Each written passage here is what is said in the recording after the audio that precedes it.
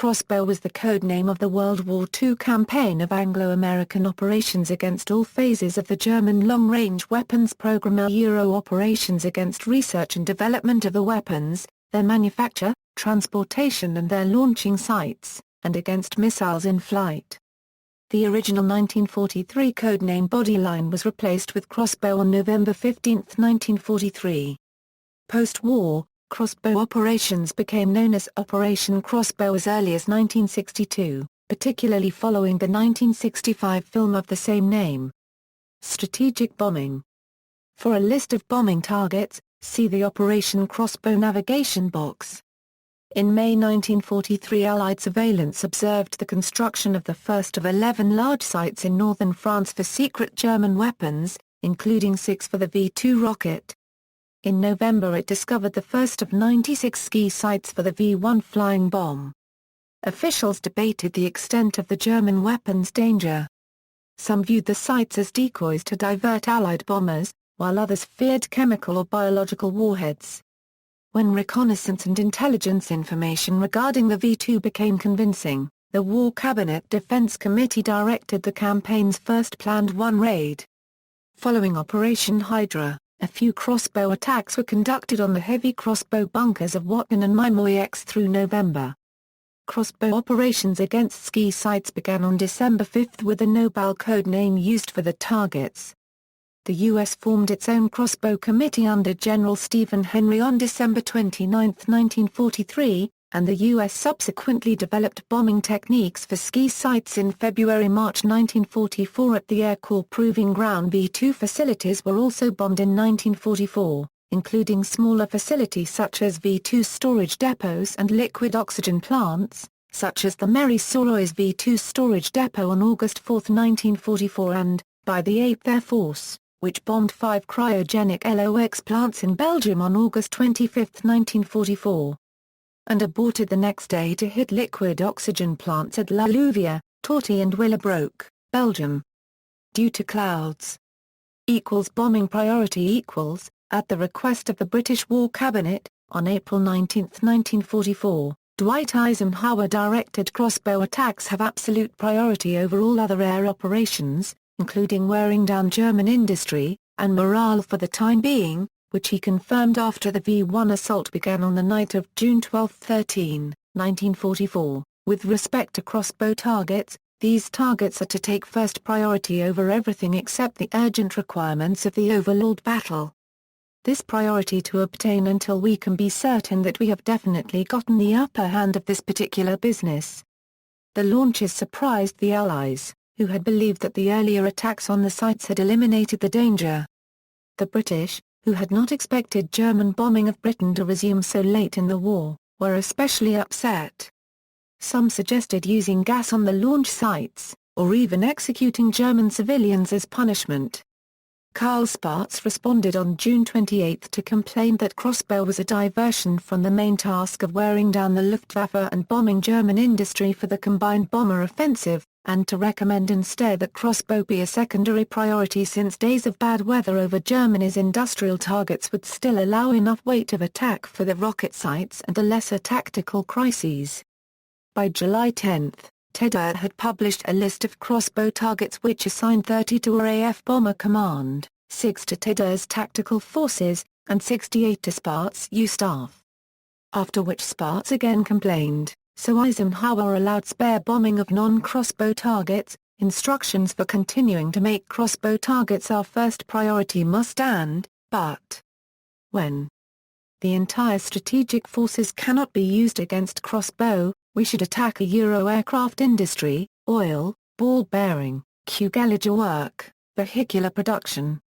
Nonetheless, over 25% of the combined bomber offensive's tonnage of bombs were used against V-weapon sites in July and August. Many of the attacks were ineffective, as they were against unused sites rather than the launchers themselves. Spaatz unsuccessfully proposed that attacks concentrate on the Calais electrical grid, and on gyrocompass factories in Germany and V-weapon storage depots in France. The gyrocompass attacks, along with targeting liquid oxygen tanks, might have been very effective against the missiles. On August 25, 1944, the Joint Crossbow Target Priorities Committee prepared the plan for attack on the German rocket organization when rocket attacks commence. In addition to bombing of storage, liquid oxygen, and launch sites. The plan included aerial reconnaissance operations. Following the last V1 launch from France on September 1, 1944, and since the expected V2 attacks had not begun, crossbow bombing was suspended on September 3 and the campaign against German oil facilities became the highest priority. The V1 threat from occupied France ended on September 5, 1944, when elements of the 7th Canadian Reconnaissance Regiment and the 3rd Canadian Infantry Division contained the German military units of the Nord-Pas-de-Calais area with their surrender following on September 30. Resumption of bombing crossbow bombing resumed after the first V2 attack and included a large September 17 raid on Dutch targets suspected as bases for Heinkel He-111s, which were air-launching V1s. Modified V1s were air-launched from September 16, 1944 to January 14, 1945. The British had initially considered that an earlier July 18 Euro 21, 1944 effort of 50 air-launched V1s had been ground-launched from the Low Countries, particularly near Ostend.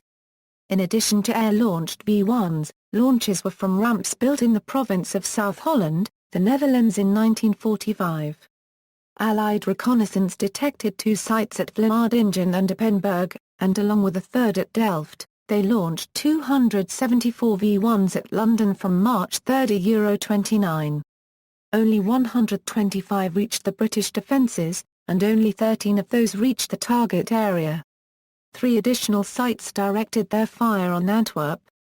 After using medium bombers against V2 launch site in the Haagsbos on March 3, the RAF attacked the Holland V1 sites with 2 squadrons. An RAF Fighter Command unit used Spitfires against Appenburg on March 20 and 23, while a 2nd Tactical Air Force unit used Typhoons against Vlaardingen on March 23. Counter-attacks on Holland's V1 and V2 sites ended on April 3, and all crossbow countermeasures ended on May 2 with the end of World War II in Europe. V1 defense. On January 2, 1944, Roderick Hill submitted his plan to deploy 1,332 guns for the air defense of London, Bristol and the Solent against the V1 robot blitz. V1s that had not run out of fuel or veered off course were attacked by select units of Fighter Command operating high-speed fighters, the anti-aircraft guns of Anti-Aircraft Command, and approximately 1,750 barrage balloons of Balloon Command around London. Flabby was the code name for medium weather conditions when fighters were allowed to chase flying bombs over the gun belt to the balloon line, and during Operation Totter, the Royal Observer Corps fired snowflake illuminating rocket flares from the ground to identify V1 flying bombs to RAF fighters. After the robot blitz began on the night of June 12-13, an RAF fighter first intercepted a V1 on June 14-15. Moreover, anti-aircraft guns increased the rate of down V1s to 1 per 77 rounds fired after the first few weeks of proximity fuse operation. By June 27, over 100,000 houses had been damaged or destroyed by the V1. And shattered sewage systems threatened serious epidemics unless fixed by winter. Of the 638 air-launched V1s that had been observed, guns and fighters downed 403 and the remainder fell in the London Civil Defence region, at Manchester, or elsewhere. Additionally, the gunners on with CDR. S.G. Birch's Lancaster claimed they downed a V1 over the target area on a March 3, 1945, raid on the Ladbergen Aqueduct. V2 countermeasures. The Bodyline Scientific Committee was formed in September 1943 regarding the suspected V2 rocket, and after the 1944 crash of a test V2 in Sweden, transmitters to jam the guidance system of the rocket were prepared.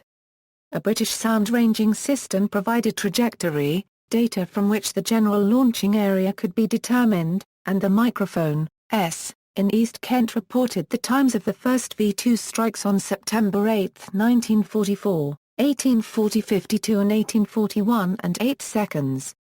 On March 21, 1945, the plan for the engagement of long-range rockets with AA gunfire, which called for anti-aircraft units to fire into a radar-predicted airspace to intercept the V-2 was ready, but the plan was not used due to the danger of shells falling on Greater London. Happenstance instances of Allied aircraft engaging launched V-2 rockets include the following: on February 14, 1945, a No. 602 Squadron RAF Spitfire fired at a V-2 just after launch. On October 29, 1944, Lieutenants Donald A. Schultz and Charles M. Crane in a P-38 Lightning attempted to photograph a launched V-2 above the trees near the River Rhine. On January 1, 1945, a 4th Fighter Group pilot aloft over the northern flight path for attacking elements of 5 German fighter wings on Antietam and Bodenplatte that day, observed a V-2 act up for firing near Lochum. The rocket was immediately tilted from 85 deg to 30 deg. A B-24 Liberator of the 34th Bombardment Group over the Low Countries at 10,000 feet saw a rocket climb through the formation like a telephone pole with fire squirting from out of its tail. A left waist gunner in our squadron let fly a burst and down it went. The unit painted a V-2 on the B-24 such as one would mark a downed enemy aircraft. After the last combat V-2 launch on March 27, 1945, the British discontinued their use of radar in the defence region to detect V-2 launches on April 13. It was on one of these occasions that No. 602 Squadron RAF Spitfire 16 pilot Raymond Baxter's colleague Cupid Love fired a burst of gunfire as a V-2 reared out of the clouds. Named activities: Bodyline Joint Staff Committee, Diver. A secret British defence instruction specified the code name. Enemy flying bombs will be referred to or known as diver aircraft or pilotless planes to alert defences of an imminent attack. Flying Bomb Countermeasures Committee, Fuel Panel of the Special Scientific Committee, Questionnaire. To establish the practicability of the German long-range rocket. References, explanatory notes. 1. The June 1943 Operation Bellicose was not targeted against German long-range weapons, but happened to be the first bombing of a German long-range weapon facility. Likewise, an October 22, 1943, RAF city bombing wrecked homes of workers employed at the Gerard Fissler worker, delaying both their transfer to the new V1 plant at Rothwesen and, as a result, the final trials of the V1 weapons power unit, control gear, diving mechanism, compass and airlock until February. Also, a few V-2 center sections had been assembled by the Reichswerk when a November 2, 1943, 15th Air Force mission targeting the nearby Messerschmitt fighter aircraft plant hit the Reichswerk. Citations. Bibliography, Collier, Basil, 1964. The Battle of the V-Weapons, 1944–1945. Yorkshire, The Enfield Press. ISBN 0-7057-0070-4. Gruen, Adam L.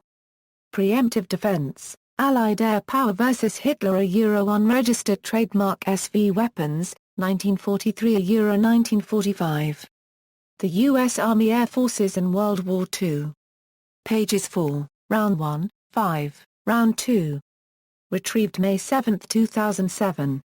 Kennedy, Gregory P. Vengeance Weapon 2, the V-2 Guided Missile. Washington, D.C., Smithsonian Institution Press. Pages 4. ISBN 0-87474-573-X. Videos, Kelly, John. Operation Crossbow, How 3D Glasses Helped Defeat Hitler. BBC. Retrieved June 21, 2011. Newly released photographs show how a team of World War II experts disrupted Nazi plans to bombard Britain with the help of 3D glasses like those in modern cinemas. External links, media related to Operation Crossbow at Wikimedia Commons.